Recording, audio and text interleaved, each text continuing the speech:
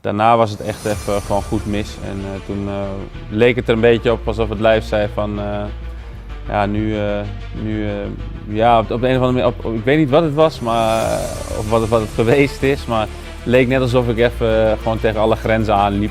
Dan ini menjadi kabar yang bagus karena STY bersama dengan seluruh stafnya itu datang dan akan mempersiapkan timnas Garuda kita untuk menghadapi putaran ketiga pra Piala Dunia Zona Asia. Erick Thohir dan Arjen Robben, pertemuan bersejarah yang akan mengubah wajah sepak bola Indonesia.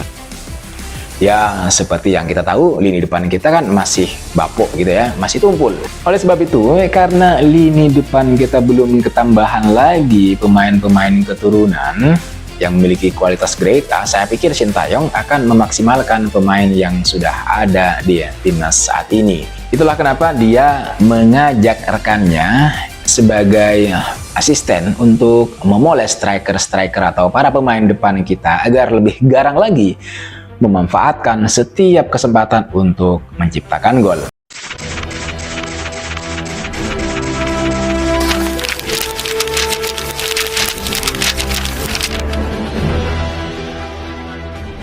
Suatu pertemuan yang waktu dekat.